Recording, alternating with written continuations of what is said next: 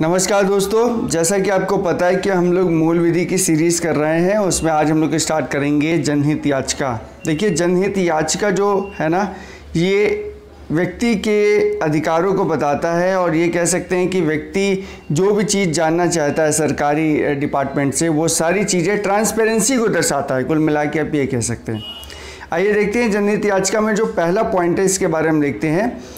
सबसे पहला पॉइंट है कि जनहित याचिका, जिसे संक्षेप में या शॉर्ट फॉर्म में हम लोग PIL बोलते हैं। PIL का देखिए मतलब दोस्तों है पब्लिक इंटरेस्ट लिटिगेशन। ठीक है, ये एक ऐसी याचिका होती है जो कि मतलब लोगों के सामूहिक हितों के लिए न्यायालय में दायर की जाती है। कल मैंने आपसे एक प्रश्न कराया था, मैंने कम्युनिटी पे एक प्रश्न डाला था कि जो जनहित याचिका के लिए दो मैंने स्टेटमेंट लिखे थे। उस एक स्टेटमेंट में ये था कि क्या जनहित याचिका एक सादे कागज में ली जा सकती है, और दूसरे एक स्टेटमेंट था। तो आई होप आप लोगों ने उसका एक आंसर किया होगा। ठीक है, आइए देखते हैं इसमें सेकंड नंबर का पॉइंट। कोई भी व्यक्ति जनहित में या फिर सार्वजनिक महत्व के किसी मामले के विरुद्ध जिसमें किसी वर्ग समुदाय के हित या उनके मौलिक अधिकार प्रभावित हुए हों, जनहित याचिकाओं के जरिए न्यायालय की शरण ले सकता है। देखिए, जो जनहित याचिका है ना, वो आर्टिकल नंबर, अगर आप सुप्रीम कोर्ट में करेंगे तो आर्टिकल नंबर 32, और अगर आप हाई कोर्ट में करेंगे तो आर्टिकल नंबर 226 के अंतर्गत है। और ये बात ध्यान रखने वाली बात है। देखिए, जनहित याचिका आपकी कोई सिविल न्यायालय में नहीं दायर हो सकती है, वो सिर्फ होगी हाई कोर्ट और सुप्रीम कोर्ट के अंदर ही। ठीक है, आइए ज़रा इसकी और डिटेलिंग देखते हैं कि जनहित याचिका निम्नलिखित परिस्थितियों में दायर की जा सकती है। कौन कौन सी ऐसी परिस्थितियाँ जिसमें दायर की जा सकती है। पहला है, जनहित याचिका दायर करने के लिए ये ज़रूरी है कि लोगों का सामूहिक हित हो, जैसे सरकार के कोई फैसले या उनकी योजना जिसका लोगों पे बुरा असर पड़ रहा हो। आप ऐसा मान सकते हैं, मान लीजिए सरकार की कोई ऐसी योजना है जैसे आवास योजना या डूडा की कोई योजना या सूडा की कोई योजना, उसके अंतर्गत सरकार ने एक ऐसा क्षेत्र चुन लिया है जहाँ पर लाखों की तादाद में पेड़ लगे हैं। तो यदि उस पेड़ों को काटा जाता है तो आपको पता है कि पर्यावरण प्रदूषित होगा। तो इसके चलते आप PIL लगा सकते हैं और ये अनुरोध कर सकते हैं या इस बात की जानकारी ले सकते हैं कि क्या इसी जगह पर ये कंस्ट्रक्शन किया जाना ज़रूरी है या किसी अन्य जगह को भी चुना जा सकता है। और ऐसे बहुत सारे PIL सुप्रीम कोर्ट और हाई कोर्ट के अंदर दायर किए गए हैं, जिससे जो लोग हैं उनका जो मौलिक अधिकारों का जो हनन है उसके होने से उनको बचाया गया है। कोई भी व्यक्ति जो सामाजिक हितों के बारे में सोच रखता है वो PIL दायर कर सकता है। इसके लिए कोई ज़रूरी नहीं कि उसका व्यक्तिगत हित भी शामिल हो। देखिए, व्यक्तिगत हित शामिल होने का मतलब यहाँ पर ये है कि आपका निजी स्वार्थ वहाँ पर ना हो। आप चाहें तो कोई भी व्यक्ति ऐसा हो जो PIL दायर कर सकता है, लेकिन उसमें उसकी सामाजिक सोच रखती हो। जैसे कि अभी आपको बहुत सारे केसेस के ऊपर हम लोग बात करेंगे कि उन केसेस में देखा गया कि कई जेलों में 40-50 हज़ार कैदी फंसे हुए हैं जिनकी कोई सुनवाई नहीं हुई है। कई जगह ऐसा हुआ है कि जो छोटे बच्चे हैं उनको जबरन काम लिया जा रहा है। तो ये सब कुछ न कुछ जो जजमेंट आते हैं ये PIL के थ्रू ही आते हैं। देखिए, जनहित याचिका नेक्स्ट पॉइंट में आती है। जनहित याचिका केंद्र सरकार, राज्य सरकार, नगर पालिका परिषद और किसी भी सरकारी विभाग के विरुद्ध दायर की जा सकती है। बिल्कुल सही बात है। नेक्स्ट पॉइंट पे देखते हैं कि यह याचिका किसी निजी पक्ष के विरुद्ध दायर नहीं की जा सकती है। निजी पक्ष का मतलब क्या है? निजी पक्ष से मतलब है कोई व्यक्तिगत के बारे में या किसी व्यक्तिगत अपने बारे में आप इसका फ़ायदा नहीं ले सकते। लेकिन अगर किसी निजी पक्ष या कंपनी के कारण जनहित पर बुरा प्रभाव पड़ रहा है तो उस पक्ष या कंपनी को सरकार के साथ प्रतिवादी के रूप में सम्मिलित किया जा सकता है। जैसे कि यदि कानपुर में स्थित किसी कारखाने से वातावरण प्रदूषित हो रहा है, तब जनहित याचिकाओं में निम्नलिखित प्रतिवादी होगा। कैसे प्रतिवादी होगा? पहला पॉइंट में देखिए, उत्तर प्रदेश राज्य या भारत संघ जो आवश्यक हो, अतः दोनों भी हो सकते हैं। दूसरे में राज्य प्रदूषण नियंत्रण बोर्ड और तीसरे में निजी कारखाने। ठीक है, अब देखिए जनहित याचिका दायर कैसे की जा सकती है। आप में से बहुत सारे ऐसे लोग होंगे जिनको PIL दायर करना नहीं पता होगा, और आप सोचते भी होंगे कि आप सोशलिस्ट एक एक्टिविस्ट हैं, और एक्टिविस्ट होने के नाते आपको लगता होगा कि ये सारी चीज़ें शायद आपके अगल बगल समाज में कुछ ऐसा गलत हो रहा है जो सरकार की नीतियों की वजह से हो रहा है। तो आप चाहें तो जनहित याचिका या PIL दायर कर सकते हैं, लेकिन उसके लिए आपको सबसे पहले ये पता होना चाहिए कि इसको कैसे दायर की जाती है। देखिए जनहित याचिका ठीक उसी प्रकार से दायर की जाती है जिस प्रकार से रिट दायर की जाती है। रिट जैसा आपको पता है आर्टिकल नंबर 32 में रिटों के बारे में पता है, 5 प्रकार की रिटें हैं। जब हम लोग इंडियन पॉलिटी का सेशन जो हम लोग कर रहे हैं वो जब आगे बढ़ाएंगे तो आपको रिट्स के बारे में पता चल जाएगा। तो यहाँ पे थोड़ा सा मैंने आपको क्लू दे दिया है कि आर्टिकल नंबर 32 में रिट्स के बारे में है। देखिए यहाँ पे और वापस हम लोग लौट के आते हैं अपने टॉपिक पे कि उच्च न्यायालय के समक्ष जनहित याचिका दायर करने की प्रक्रिया इस प्रकार है। कैसे है? उच्च न्यायालय का मतलब है हाई कोर्ट के अंदर, ठीक है। हाई कोर्ट के समक्ष जनहित याचिका दायर करने के लिए निम्न की बातों का बहुत होना ज़रूरी है। पहले जैसे प्रत्येक याचिका की एक छाया प्रति हो, छाया प्रति मतलब फ़ोटोकॉपी, ठीक। दूसरा पॉइंट है कि यह छाया प्रति अधिवक्ता के लिए बनाई गई छाया प्रति या अधिवक्ता की छाया प्रति होती है। तीसरा है कि यह छाया प्रति प्रतिवादी को देनी होती है और उस छाया प्रति की देय रसीद भी लेनी होती है। अब नेक्स्ट इसके जो चौथा पॉइंट है कि दूसरे चरण में जनहित याचिकाओं की 2 छाया प्रति प्रतिवादी द्वारा प्राप्त की गई देय रसीद के साथ न्यायालय में देनी होती है। अब अगर आपने हाई कोर्ट में तो देख लिया कि क्या क्या करना है, हालांकि इतना ही नहीं करना होता है, लेकिन इसमें मैंने बहुत मेन पॉइंट्स बता दिए आपको।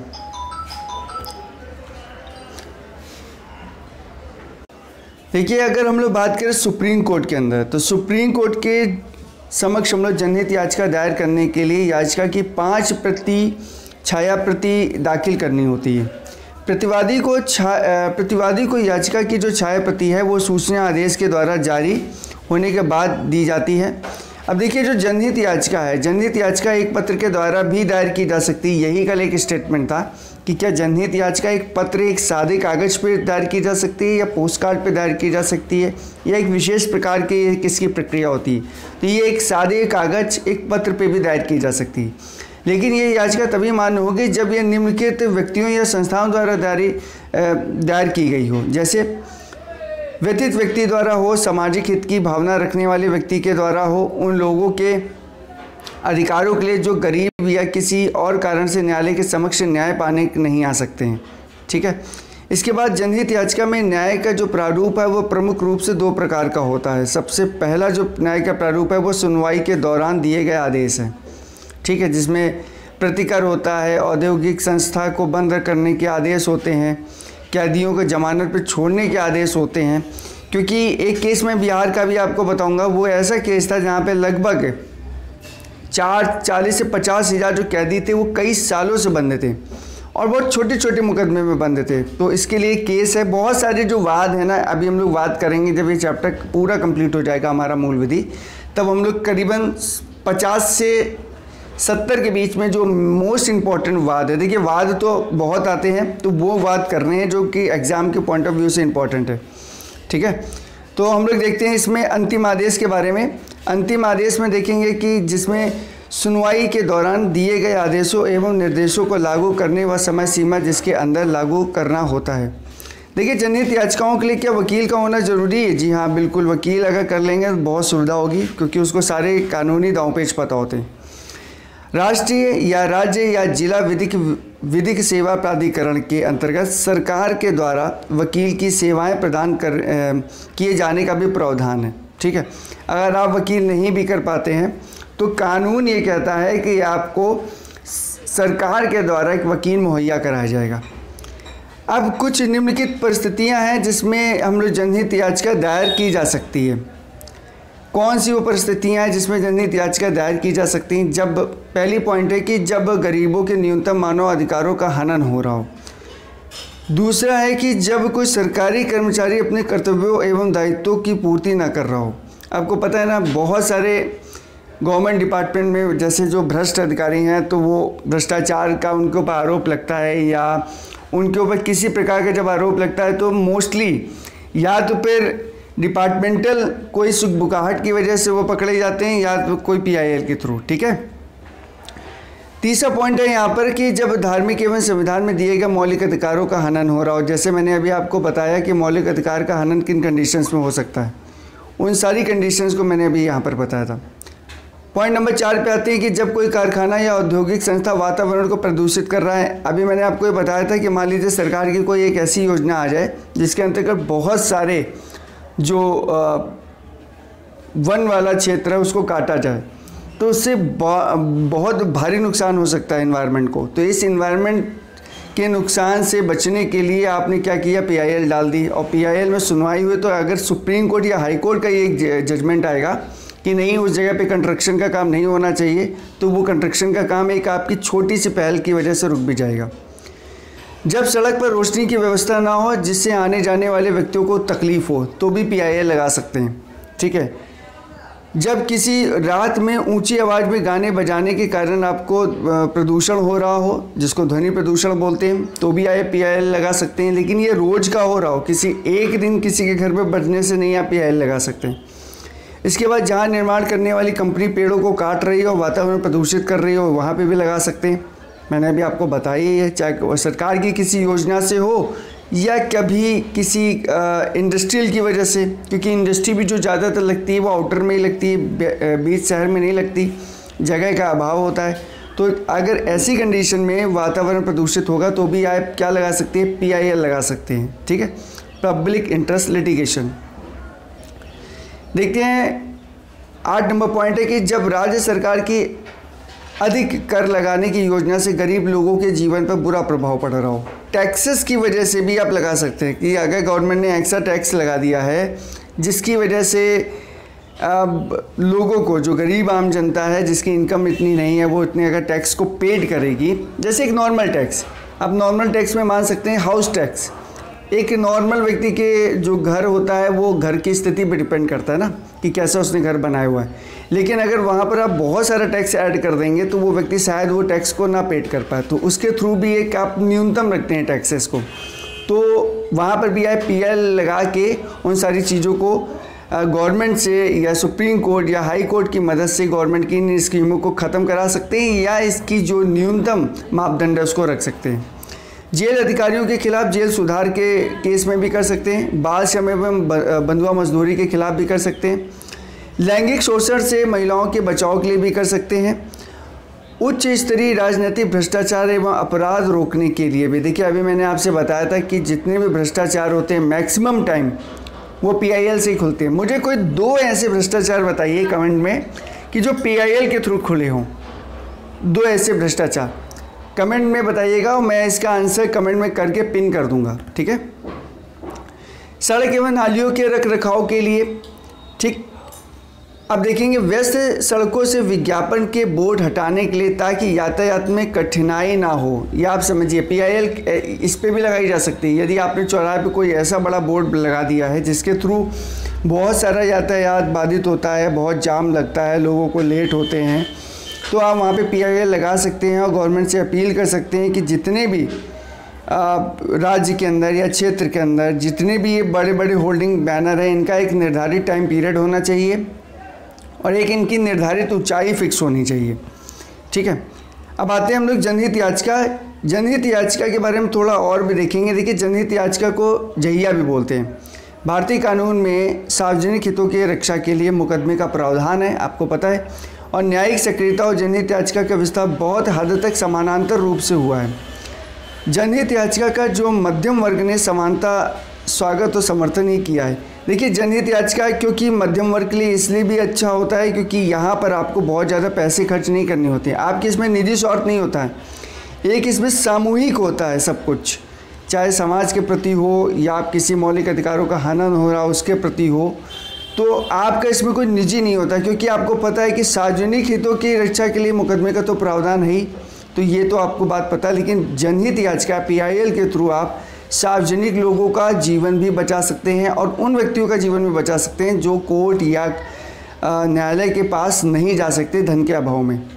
जनहित याचिका भारतीय संविधान या किसी कानून में परिभाषित नहीं है या उच्चतम न्यायालय की संवैधानिक व्याख्या से उत्पन्न है। बहुत इम्पॉर्टेंट है, बहुत ही ज़्यादा इम्पॉर्टेंट है। जनहित याचिकाओं का विचार जो है वो अमेरिका से लिया गया है और इसे सामाजिक कार्यवाही याचिका कहा जाता है। यह न्यायपालिका का आविष्कार तथा न्यायाधीश निर्मित विधि है, मतलब न्यायाधीश से बनाता है। आपको पता होगा PN भगवती का नाम, उनको कहते हैं कि जनहित याचिका उन्होंने ही स्टार्ट करी थी। तो जनहित याचिकाओं के जो फादर हैं वो कौन है? PN भगवती जी। ये बात ध्यान रखने वाली बात है। जनहित याचिकाओं का जो लक्ष्य है वो तीव्र एवं सस्ता न्याय एक आम आदमी को दिलवाना और कार्यपालिका एवं विधायिका को उनके संवैधानिक कार्य हेतु करवाने हेतु प्रयत्न हैं। यह चाहे ज़बरदस्ती कराया जाए या गवर्नमेंट के माध्यम से या कोर्ट के माध्यम से। ठीक है, आते हैं जरा नेक्स्ट पॉइंट देखते हैं। इसमें यह सामूहिक हित में काम आती है ना कि व्यक्तिगत हित में, मैंने अभी डिस्कस कर लिया है। जनहित याचिकाओं का दुरुपयोग किया जाए तो याचिकाकर्ता पर जुर्माना भी लग सकता है। अब दुरुपयोग कैसे हो सकता है? दुरुपयोग हो सकता है जैसे किसी आपका कोई निजी स्वार्थ उसमें जुड़ा है तो उसका दुरुपयोग आप कर सकते हैं, आपने उस चीज़ को ले लिया, या आप किसी रक्षा संबंधी सारी चीज़ों को पूछना चाह रहे हैं, हालांकि रक्षा संबंधी कोई चीज़ भी आपको PIL के थ्रू नहीं मिलेगी, तो आपका अगर उसमें निजी स्वार्थ जुड़ा है तो इसको कहा जाएगा ये दुरुपयोग किया जा रहा है, क्योंकि जो PIL है वो उन लोगों के लिए बना है एक बहुत बड़े समाज के तबके के लिए। जनहित याचिका को स्वीकार करना या स्वीकार करना ये न्यायालय का काम है। ये न्यायालय पर डिपेंड करेगा कि वो स्वीकार करता है या नहीं करता है। जनहित याचिकाओं की स्वीकृति हेतु उच्चतम न्यायालय के कुछ नियम बनाए गए हैं। सबसे पहले लोकहित से प्रेरित कोई भी व्यक्ति या संगठन इसे ला सकता है। कोई भी व्यक्ति, देखिए लिखा कोई भी व्यक्ति, आप भी जाके, और कोई भी संगठन इसको ला सकता है। कोर्ट को दिया गया पोस्ट कार्ड भी रिट याचिका मानकर इसे जारी की जा सकती है। कोर्ट को अधिकार होगा कि वह इस याचिका हेतु सामान्य न्याय शुल्क भी माफ़ कर दे। एक्चुअली में क्या होता है कि कोर्ट का एक फ़ीस होती है। अगर कोर्ट को लग जाए कि यहाँ पे फ़ीस की ज़रूरत नहीं है तो वो फ़ीस भी नहीं लेंगे। मतलब बिना आपकी फ़ीस के, बिना किसी पोस्ट कार्ड के, सादे कागज़ में लिखा हुआ एक जो पत्र है, इसको भी लेके वो PIL को एक्सेप्ट किया जा सकता है। ये लेकिन कोर्ट में जज के ऊपर डिपेंड करता है। ये राज्य के साथ ही निजी संस्थान के विरुद्ध भी लाई जा सकती है। अब आते हैं, देखते हैं जनहित याचिका के लाभ। देखिए, जनहित याचिकाओं के लाभ के बारे में बात हो रही थी कि ये याचिकाओं से जनता में स्वयं के अधिकार तथा न्यायालय की भूमिका के बारे में चेतना बढ़ती है। दूसरा देखिए पॉइंट देखते हैं। देखिए, यह मौलिक अधिकारों के क्षेत्र में वृहद बनाती है। देखिए, इसमें व्यक्ति को कई नए अधिकार मिल जाते हैं PIL के थ्रू। यह कार्यपालिका तथा विधायिका को उनके संवैधानिक कर्तव्य करने के लिए बाधित भी करती है। देखिए, ये जो भ्रष्टाचार मुक्त प्रशासन को सुनिश्चित करती है, क्योंकि आप जब PIL डालेंगे, ज़्यादातर देखिए होता क्या है कि सरकार भ्रष्ट तो होती है मैक्सिमम टाइम, लेकिन आपकी PIL के थ्रू ये जो भ्रष्टता का जो लेवल है वो थोड़ा सा डाउन हो सकता है। तो PIL इसलिए भी बनाई गई थी कि मनमानी ना करे गवर्नमेंट, और गवर्नमेंट के जो योजनाएं हैं इसका लोगों या एक बड़े समुदाय में कैसा असर पड़ रहा है, अगर इसका नेगेटिव इम्पैक्ट है तो PIL के थ्रू इसको सुधारा जा सके। एक केस के बारे में हम लोग बात करेंगे, SP गुप्ता बनाम भारत संघ, जिसमें न्यायमूर्ति थे PN भगवती। PN भगवती ने प्रतिपादित किया कि यदि कोई व्यक्ति या समाज का वर्ग जिसको क्षति पहुंचाई गई हो या विधिक अधिकारों का अतिक्रमण हुआ हो, अपनी निर्धनता के कारण न्यायालय के समक्ष जाने में असमर्थ अगर हो, तो उसकी तरफ से कोई भी व्यक्ति न्यायालय में आवेदन दे सकता है। उच्चतम न्यायालय ने ये कहा कि पत्र लिखकर भी उपचार की मांग की जा सकती है। मतलब अब एक नॉर्मल, जैसे मैंने आपको बताया और कल मैंने एक कम्युनिटी पे क्वेश्चन में डाला था, वो भी इसी से रिलेटेड था कि एक नॉर्मल पत्र भी लिख दिया जाएगा ना, तो भी वो PIL में कोर्ट अगर उस पत्र को पढ़ने के बाद उनको लगता है कि इस मुद्दे पर संज्ञान लेना ज़रूरी है, तो वो उस मुद्दे को ले लेंगे बिना किसी फ़ी के, कोई फ़ीस नहीं देनी पड़ेगी। ठीक है। न्यायमूर्ति भगवती ने आगे ये भी कहा है कि न्यायालय की इस उदारता का अनुचित लाभ नहीं उठाया जा सकता है और दुर्भावना या राजनीतिक उद्देश्य से इस याचिका का लाभ नहीं लिया जा सकता है। ठीक है। अब आगे हम लोग बढ़ते हैं इसके पॉइंट्स के बारे में। देखिए, भारत में जनहित याचिकाओं के विकास के बारे में देखते हैं कि आखिर में जनहित याचिकाएं का विकास क्या है, ये किस लेवल तक गई हैं। देखो, न्यायमूर्ति PN भगवती ने कहा कि न्यायपालिका को शक्ति के दुरुपयोग को रोककर जनमानस को ऐसा उपचार प्रदान करना है जिसमें दलित और कमज़ोर वर्ग व शोषण व समाज से समूल समाप्त हो जाए, चाहे इस उद्देश्य से प्राप्ति के लिए प्रक्रिया न्यायपालिका की प्रतीकात्मक आविष्कार क्यों न करना पड़े। अब देखेंगे कि यहाँ पे जो आपको पता ही है कि यहाँ पे जो विचारधारा को प्रबल बनाने के लिए तथा न्यायालय की महत्ता को बनाए रखने के लिए जनहित याचिका का विकास हुआ है। ये एक पॉइंट बहुत इंपॉर्टेंट है। इसके बारे में देखेंगे कि भारत में विकास के प्रमुख कारण क्या रहे हैं। हालांकि देखिए यहाँ से जो प्रश्न हैं, यहाँ से प्रश्न ज़्यादा बनते हैं, आर्टिकल सबसे ज़्यादा पूछे जा सकते हैं या स्टेटमेंट के थ्रू ज़्यादा पूछा जा सकता है। पहला है, इसमें संविधान के अनुच्छेद 38 में राज्य को यह निर्देश किया गया है कि वह समाज के सभी वर्गों में आर्थिक, सामाजिक और राजनीतिक न्याय स्थापित करेंगे। दूसरा है कि न्याय की जो प्रक्रिया है वो जटिलता के कारणों की वजह से लोगों को न्याय से वंचित नहीं किया जाएगा। मतलब इतनी जटिल प्रक्रिया नहीं बनाई जाएगी कि आपको पहले ये करना है वो करना है। एक सिंपल वे में आपसे चीज़ें ली जाएंगी ताकि न्यायिक प्रक्रिया को बहुत ईजी बनाया जा सके। अब आपको पता है आर्टिकल नंबर 39 का ए, इसमें क्या है, इसमें आपको पता ही है कि क्या है, समाज के गरीब वर्गों को निःशुल्क विधिक सहायता उपलब्ध कराई जाएगी, इसकी बात भी करी गई है। जनहित में लोगों के हितों की रक्षा की जाती है। जहां अधिकार वहां उपचार को विस्तृत रूप से प्रयोग में लाना है। देखिए क्या है कि जहां अधिकार होंगे वहां उसके उपचार जरूर होंगे। न्याय को व्यवहारिक बनाना है कि मतलब बहुत ही फ्रेंडली हो जाए। हालांकि न्याय इतना व्यवहारिक भी नहीं है जितना इसमें बताया गया है। अगर आपको अपना न्याय पाना है तो आपको पता नहीं कितने साल कोर्ट के चक्कर लगाने पड़ेंगे।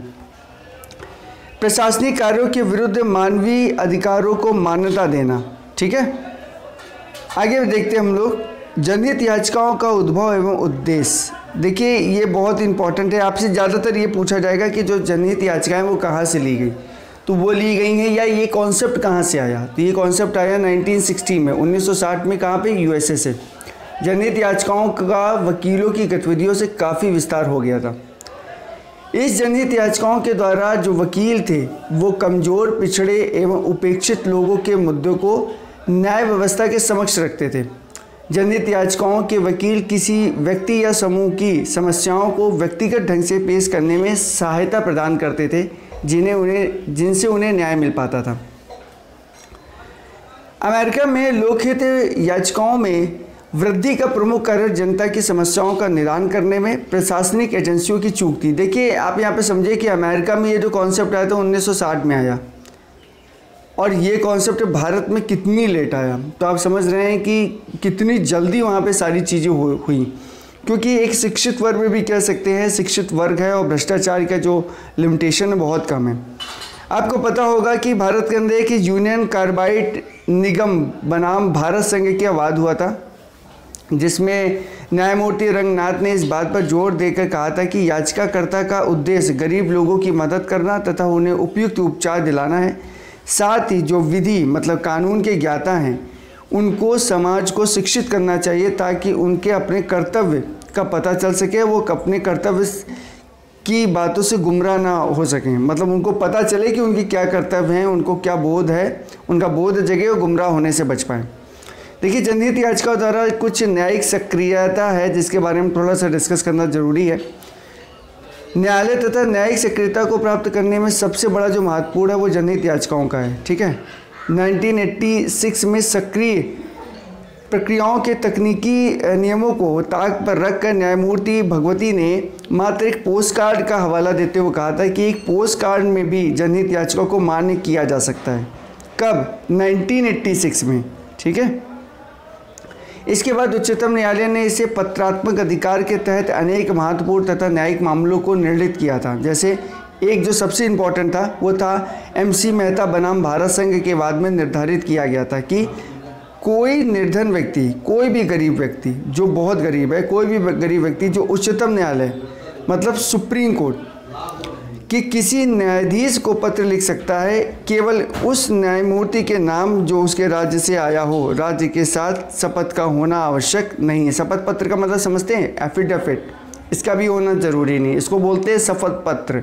यह शपथ पत्र कोई प्रधानमंत्री राष्ट्रपति वाला नहीं है, ये एक एफिडेविट है, तो उसका भी होना जरूरी नहीं है। आप सिर्फ एक सादे कागज़ में लिख के भेज सकते हैं। MC मेहता बनाम भारत संघ के वाद में उच्चतम न्यायालय ने दिल्ली में स्थित 168 कारखाने, खतरनाक कारखाने जो कि पारिस्थितिकी एवं पर्यावरण को क्षति पहुंचा रहे थे, उन्हें शहर से हटाकर दिल्ली मास्टर प्लान में स्थापित करने को आवंटित करने का निर्देश दिए थे। मैंने अभी आपसे देखिए बात बताई थी कि जो भी सरकारी योजनाएं होती हैं, कोई भी प्राइवेट कारखाने होते हैं, तो वो क्या करते हैं कि अगर उन्होंने अपने स्वार्थ के लिए वो ऐसी जगह पे उन्होंने इंडस्ट्री लगा दी जहाँ पे पर्यावरण को या तो वो क्षति हो रही। देखिए 3 टाइप से पर्यावरण को क्षति हो सकती है।